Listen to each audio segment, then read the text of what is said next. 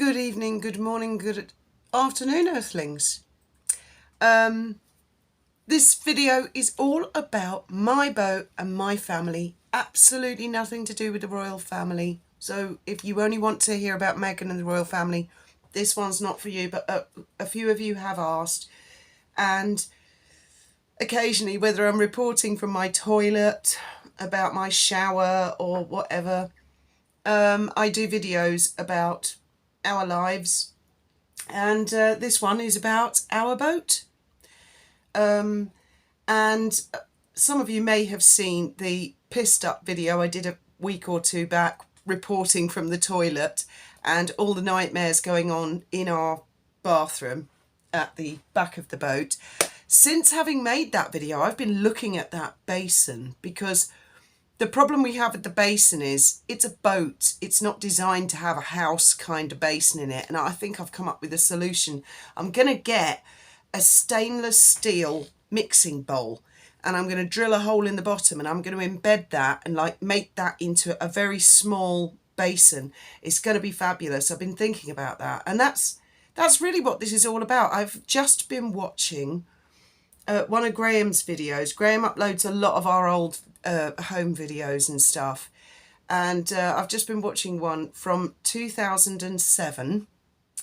It was Christmas 2007 and New Year's Eve 2007, and which I'm going to ask Graham if he can edit this together with that so that you can see the comparison, especially if you're ever thinking of living on a boat.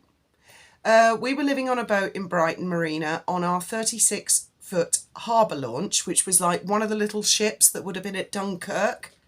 And we did a bloody good job of making it a really nice, if not incredibly small family home and making a magical Christmas. And interviewing our Faith and Ben, although my daughter's name is Samantha, that's what we called her, but she changed her name to Faith. Interviewing them about what their highlights of the year had been and stuff like that, and just sort of seeing how they were growing up, being very little on Far Ben. That was the name of the harbour launch. And at the end of the video, Graham's interviewing me and sort of saying, what's been the highlight of your year? And I said, I think 2008 is going to be a brilliant year for all top secret reasons. And the top secret reason was we bought this boat. So we had two boats. And age 37, I thought that was brilliant. And it was brilliant. And this boat is brilliant. And I love this boat. But I didn't realise that when we bought the boat, we would inherit two psychopathic narcissists. And that's a very, very long story. But I mean, they actually came into our lives the day we bought this boat. The very day we bought this boat. The guy we bought the boat from is absolutely sterling. This boat's had a whole list of illustrious owners. Us obviously not being very illustrious. But we got it off a guy who had it in Gibraltar in Marina Bay. And any of you who have been with me for a long time know the story of the pirate. And when we bought the boat, we hadn't actually bought it at that stage. I just contacted him and said, I've seen the boat, but he wanted £20,000 for it, which was way out of our pay scale. I mean, Graham and I used to earn about 10 grand a year, if we were lucky, combined wages when we were in Brighton, living on our little boat. And I said to him, well, I've always wanted to live in Gibraltar and it's much easier for us to buy a boat that's already there. And this boat was there. And he said, why don't you come out and have a look at it? And I said, well, yeah, we could come for a weekend. And I tell you what, we'll pay you £100 for the weekend. And if we buy the boat, take the £100 off the buying price, selling price. And if we don't buy the boat, then that's it. You know, you've had £100 and we've had a lovely weekend. And he said, yeah, fair enough. And so we flew out. I was very scared because I thought, what if this guy's making it up or he's a con artist or something? I've just paid for the flights. I've got nowhere else to stay. We have no money for accommodation. We were really that impoverished. And he said, I'll meet you at the airport on my motorbike. And he did. He met us at the airport and he said, you know, get a taxi. And he showed us the boat. And I thought, well, this is going to be lovely. We'll stay on the boat for the weekend. I was very unsure about the gangplank. The gangplank was about this wide and about 8 foot long. And I thought it was like walking a tightrope, because in those days, Marina Bay had concrete piers, and all the boat owners wanted their boats as far away from it's like mooring on the rocks. They wanted their boats as far away from the rocks as possible.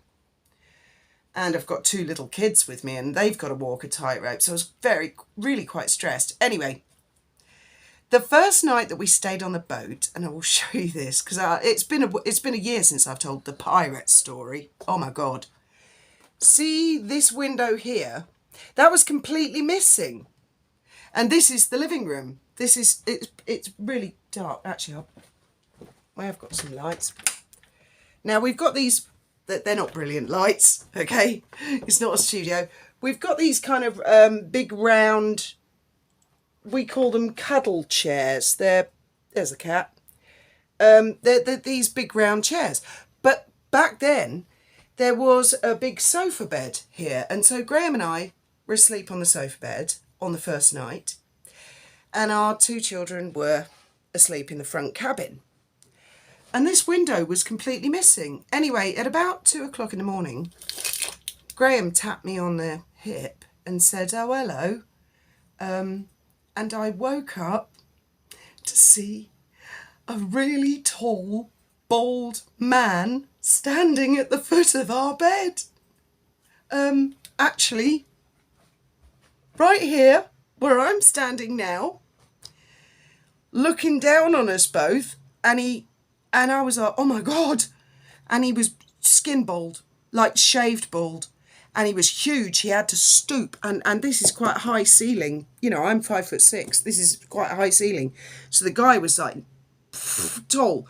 And he was big, like a bodybuilder. And he was looking down on us both. And I went, oh my God, who are you? And his exact words were, "What are you doing in my house?" That's exactly what he said.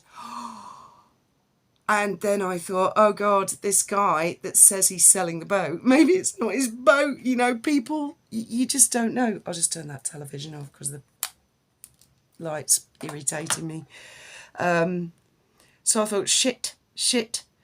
And then he said, "I've just trodden on one of the chicks in the front cabin." And of course my kids were tiny then. I thought, oh my God, the kids. He said he'd come through the hatch. So I got up out of bed, I pushed past him, I went straight down, and that's our galley. That's our kitchen.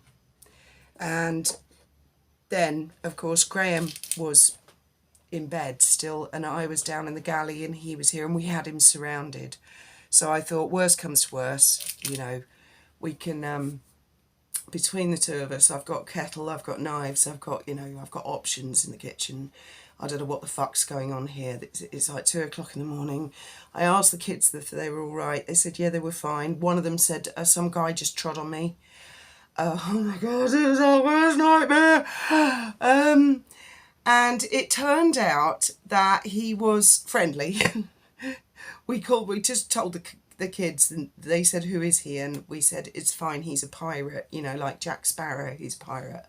It's fine, he just came to check that we were all right, and they bought that. But of course it was really alarming for us coming out here to a strange place, staying on the boat. And once I said the name of the guy that said he owned the boat and that we were buying the boat from, this guy said, I'm so sorry, he's my best friend. And oh my God, this all makes me sweat thinking about it. You know, waking up, it's like worst nightmare. Wake up 2 o'clock in the morning and there's a big bald guy, and he had like a big pirate earring in one ear. You know, kind of, I don't know why I find that intimidating, but that for some reason made things worse. And I could see the silhouette of it, you know, because there's these windows, behind, so I could see the silhouette, the whole horror of it. Oh my God. And as soon as I said the guy's name, he said, oh, right. He said, the reason that I was hostile is because there's a lot of piss takers around. And I mean, we bought this boat back in 2007. And yes, there were a lot of piss takers back in Marina Bay in those days. There was a really, really rampant drug infestation of, I think, cocaine. Could have been cut with other things. There were a lot of problem characters. There was a lot of problem issues back then. Anyway, so we finished our weekend, and then I said to the guy that was selling the boat, you know, we met your pirate friend, and that was lovely, but it kind of freaked me out, creeped me out. I don't think the boat's for me. And he dropped the price to 10,000, then he dropped the price to 5,000. And I mean, 5,000 for a boat like this is an enormous boat, really, for 5 grand, bloody hell. She's absolutely bulletproof. She was built for the Carlsberg family. And I said, well, I'll go to the bank. I went to the bank. Of course, we couldn't get a loan because we lived on a boat in Brighton, and that's not a fixed boat, and you can't get a credit history and stuff like that, you know, Experian, Equifax and all that. And I said to him, I can't get a loan, and we just can't raise that kind of cash. And he was really sweet, and he said, look, I'll level with you. The people in Marina Bay are a bit of a nightmare. And he said, I don't like the liability of paying the £650 a month moorings, and I just want rid of the boat. So he said, if you guys will buy the boat and you will take on responsibility of the moorings, then you can pay me bit by bit over the years until you've paid the 5,000 with absolutely no interest. Now, we wanted to move to Gibraltar, and I thought that was a really generous offer. And that's exactly what we did. And he was lovely, bless him. Some months I would pay him more, bigger chunks if we were doing a bit better.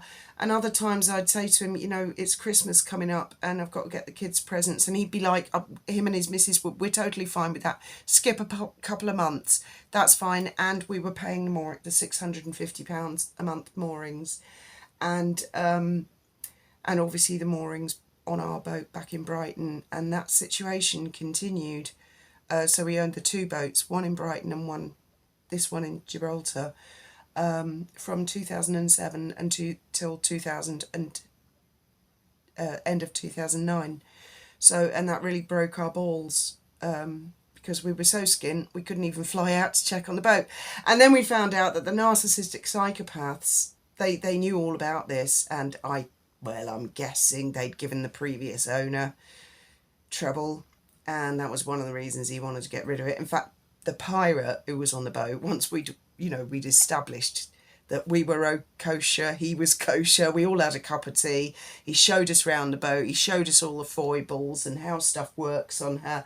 And he said, he was quite drunk actually, and he levelled with us, and he said, they're bastards in this marina, there's a couple of bastards, you know, be careful.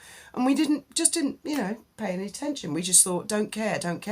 So the video that you're gonna see at the end, when I say, you know, 2008 is going to be brilliant for all top secret reasons, was this boat.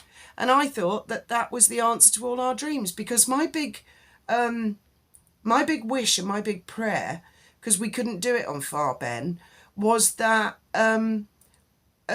we would have a dedicated bedroom of our own, Graham and I, because on Far Ben we had a pull-out sofa, which was the living room, so to speak.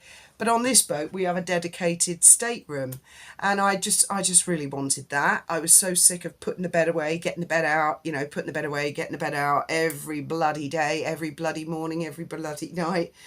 And also I wanted a dining room table, so that I had this sort of magical dream that would be like a mail on Sunday kind of family, and we'd have breakfast. I'd serve the kids cereal and fresh fruit and yogurt, and I'd have a blender, and, you know, I had all these sort of crazy ideas, which never happened. We never had a dining room table on Far Ben, of course, 36 foot long, use your imagination. But this boat is 45 foot long, and that, of course, that includes width and depth and height and everything. I mean, it makes a big difference. And I don't know if you can see it, but I mean, that's our messy dining room table, which is covered in rubbish and fruit and knee pads and all kinds of nonsense. And we never did, you know, I never was mother, you know, Mrs. Tiggy Winkle with my blender, making my fresh yoghurt with fresh fruit.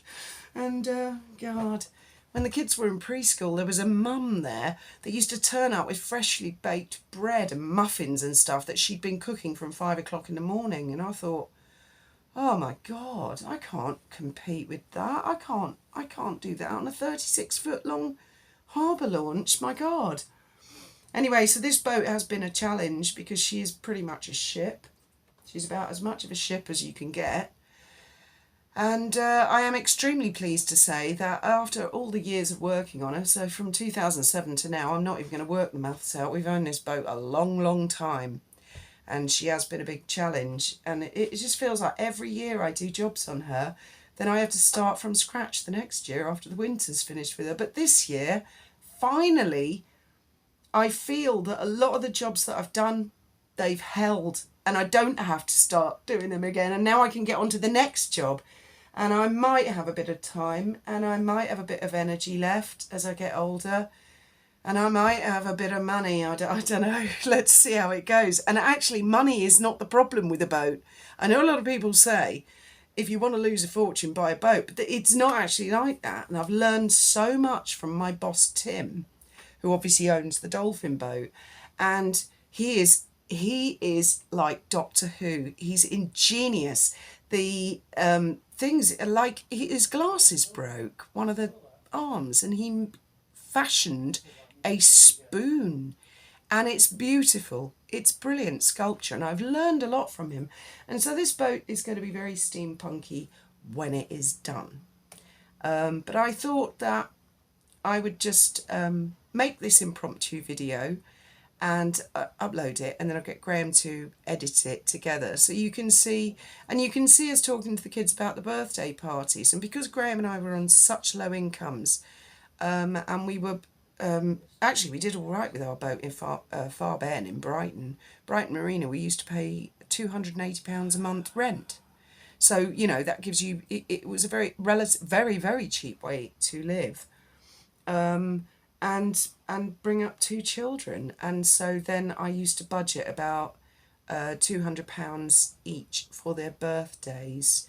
That was a big thing, like saving up £10 a week, £20 a week, you know, whatever I could save here, there and everywhere for their birthdays. And I am really glad that they both referred to their birthdays and that they had enjoyed them. And then at Christmas, that was the big budget. Christmas for the family Christmas, generally the budget was £100 for everything, and then the presents for each of the kids about £100 each, all stuff from the pound shop, and you know, cheapest stuff. But like, little kids, they love anything. They love just unwrapping nothing. So there you go. I thought I would tell you a little bit more about our boat. It's Friday night and I'm not pissed out my head for once.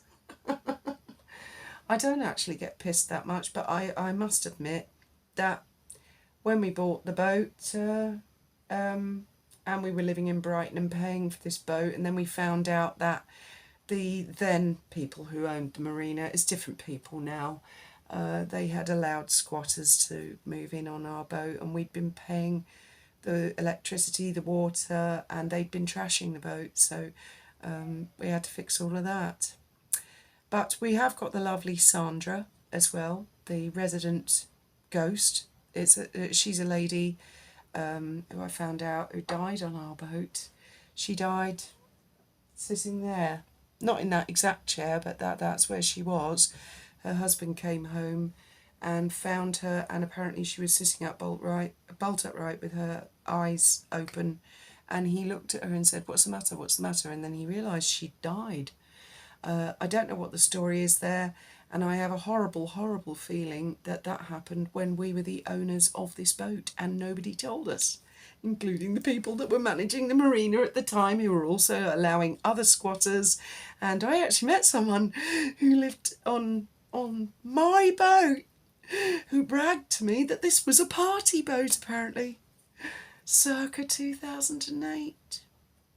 which was the year that I say in that New Year's Eve video, 2008 is going to be a great reason for all top secret reasons, and maybe our little family will spread some wings and finally fly. And then I found out that a load of drug dealers and drug addicts were living it up on our boat, and we were breaking our balls and cracking the ice off our balls back in old Blighty, paying for it all, and we didn't have enough money to fly out and check on her. I think the most insulting moment was when I phoned the marina and said I need to pay the moorings, and the guy, this particular guy, said, "When are you going to come and remove this sinking boat?" And I went, "Oh my God, what sinking boat?" And yeah, she'd sunk, largely speaking, and there was a lad in the marina, a neighbour, who saved her. God bless him, I never forget him. The water was up to about here, apparently. And both engines are under there. So they were both submerged in salt water, and they seized. They both seized. And the same guy that was working at the marina that was supposed to be looking after this boat, well, things went on and on and on, and I did actually unseize the port engine, and I did it with a piece of 2x4 long, hitting the pistons, all 6 of them in turn, until I unseized it. And that was like 3 hours after work every day during July and August, our busiest time at Dolphin Safari. But I did it because I had the rage, and I imagined that it was this guy that was the supposed manager of the marina. I imagined it was his skull I was bashing in, and through my rage and indignation of having paid £6,500 a year to him every year, and he allowed party animals and God knows what's been going on our boat, I managed to unseize the port engine. So I've yet to unseize the starboard engine. Anyway, thank you very much for listening, and thank you very much all of you for showing an interest in our boat. So I'm not just Meghan obsessed and royal family obsessed, but actually the day we bought the boat was the day we met the Narks. And no, the Narks didn't work at the marina. They're just people in that community who have this amazing ability to spread poison and affect other people's lives. But you've got to stay positive, haven't you? And hopefully throughout this year you'll be able to see some of the improvements. I'm actually rather too ashamed to show you some parts of the boat, but we'll get there. Mama, here, let me do it. She's got funny presents. She's got presents. Wow, what's one we got? Listen, Samantha, Ben, listen. What? They're huge. These are presents from Mummy and Daddy for you two. They go under the tree and they are not to be opened. But it can't go under the Christmas tree because they're too big. Well, I'll find a way. No, You're but not I'm going to going open to them. my nails. No, are you listening? You're not going to open them until Christmas Day, are you? No, we're not. Promise? I don't want to bring Toys R Us. There's a blue pip-pop here, by the way. You'll be looking for that later.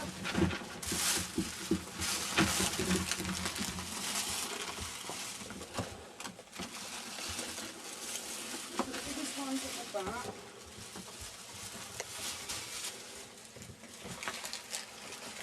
Come on, Ben, calm down. Go careful, some of them are very, very... I'll do it. Let go. I'll do it. Here's the red tile, Mum. There you go. Mum, there you go. Hang on, I want the bigger ones at the back first. We're making the tower, aren't we, Mum? Wait. Making the great tile. Do all that stupid spray to put them on and polish and gloss and buy God them knows then. what. Well, I don't, because they're a scam. Those No, things. it's not a You scam. know perfectly well this is a scam because you're selling things to Don't, people that Graham, they don't need. please. Personally, I wouldn't want that on my conscience. So. But These presents are special because if you open them, they won't be special. when have you got to wait to open them till? Till Christmas Day, when this when you open them, you'll know what's inside. And What do then you think's inside them? you'll think What do you think's inside them? a scooter, one, Why a scooter? You've already got one. What did you ask for Christmas? a Barbie, purple, bed's turn. What do you think you're getting for Christmas?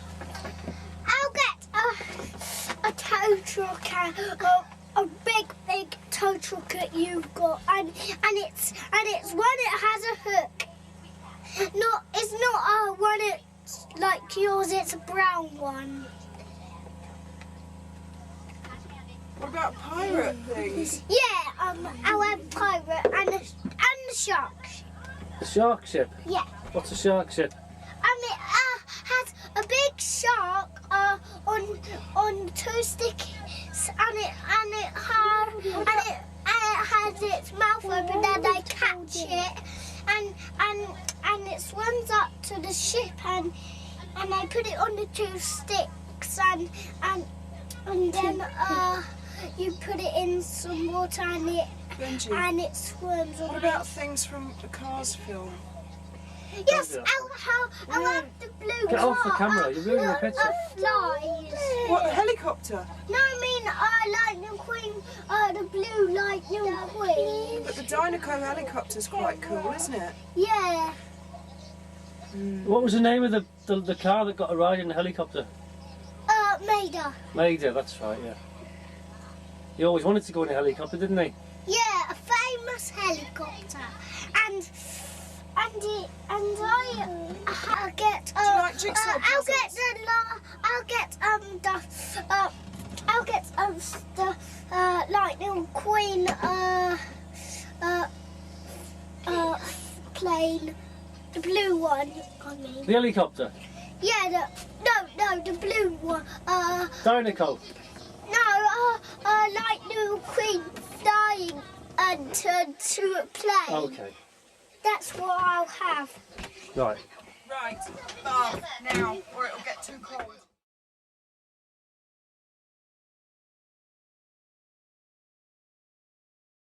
There's nothing wrong there. So you're going to get better at that, are you, Puss? I am, yeah, don't, Graham, don't. That's really uncool. What you are doing is really, really uncool. And the other thing you forgot to say, That's really bad. the other thing you forgot to say is you got married today in a white coat, a black coat. Oh yeah, Billy Piper got married today, and she was wearing a black coat, which suspiciously to me looked like it was purpose made for her wedding outfit. Now I think as she was planning on getting married on December the 31st, New Year's Eve, she must have obviously envisaged it was going to be cold, so she'd need a bit of a coat. She could have chosen to have a white coat, but she didn't. She chose to have a black coat, and I'm really thrilled because I am deluding myself into thinking that maybe Billy Piper saw my black velvet wedding coat on the internet, and she thought, well, did you get that? No.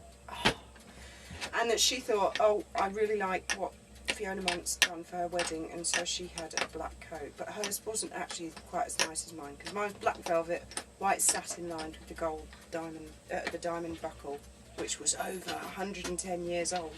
So that was my something old. Well, are you getting this? Mm. Did you get that? Yeah. I'll do it again, just because I.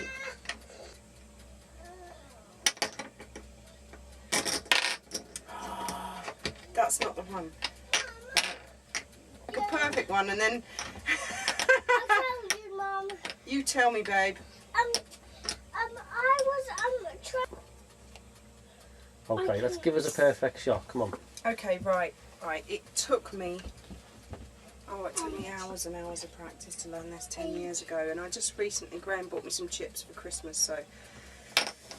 Just, oh, that's not it. That's not it. You know, it's because I'm nervous. Oh, it's more whether I get the now pan to show my face, my hand.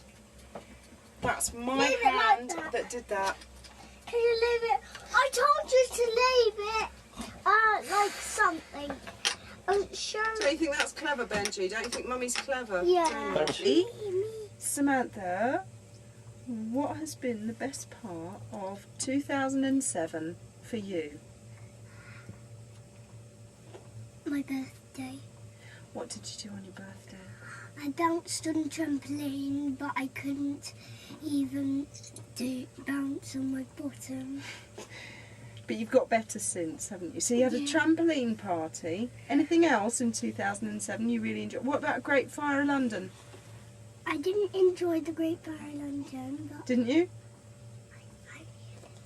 A little bit, right? Okay. And what about you, Benji? What's been your favourite part of the year? Oh, right. Sorry, Samantha. and the bestest bit of my Happy New Year was Christmas Eve. Why? What happens on Christmas Eve? Santa comes and brings all the presents. He does, doesn't he? Did he bring you lots of presents this year? Yeah, but he got me all the wrong things I didn't want for Christmas. Right, okay, and swiftly over to you, Benji. What's been your best part of 2007? Nothing. Nothing? What about your birthday party? Um, Did you go on Thomas the Tank Engine? yeah. Where was that? Where did you have your birthday party? At True Sellers. And what did you do? I went up the thing where a rope is, and Timmy tried to get me, and I run miles away, and Timmy couldn't even get me because I run very fast as I can. Okay, listen. For the camera, can we all say a really big Happy New Year? Happy New Year! For 2008, which is going to be in Santa! hours yet. Santa? Yeah. Are we going to say Okay. Happy New Year again? Yeah. Happy New Year! Happy New Year! No, you can't say that first. You have to say what you like first. Daddy, what has been your highlight for 2007? Making lots of films. And how are I you like feeling making at the films. moment? Confidence. We've got a load of films planned for next year. I'm going to bang them on YouTube. Because the Queen's got a YouTube channel now, and the Archbishop of Canterbury's got one. And who else was it? Oh, I don't know. Gordon Brown. Everybody's- Gordon Brown's got one, yeah. They're all following after you.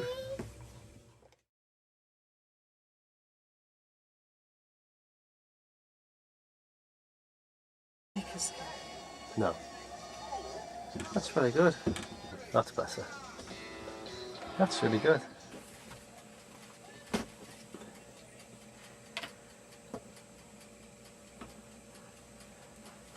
That's it, that will do. So we're going to do this next year. 2007. It's going to be 2008 in, I don't know, a few hours. Can't be asked to work it out. 2007, I think, has been a really, really, really good year. And we interviewed Skerritt, we've made loads of films, and for other reasons which are all top secret, we had a really, really, really good year. And I hope that 2008 is going to be even better, and I have a feeling that it is going to be even better. I think that our little tiny empire is going to sprout a pair of little tiny wings this year coming and start flapping, and I think our family will finally, I hope, have a chance. So, Happy New Year. Wrong drink. Oh, that's it. I can tell because mine's got the lipstick. Happy New Year.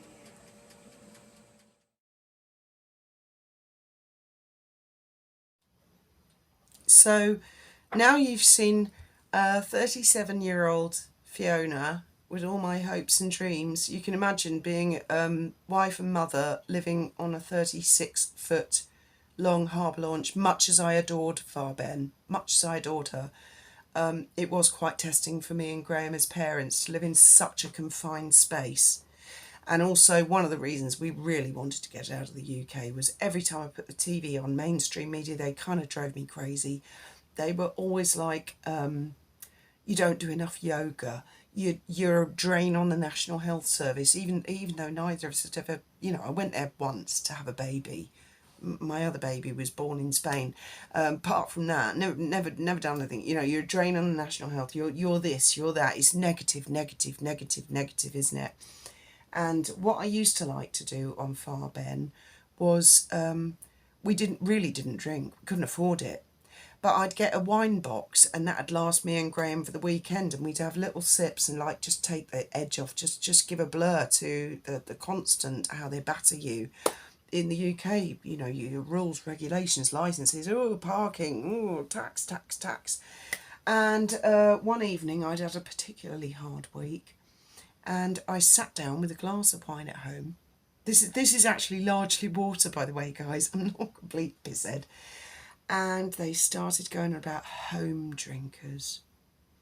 Home drinkers are depriving the pubs of making money, you evil home drink. And that was it.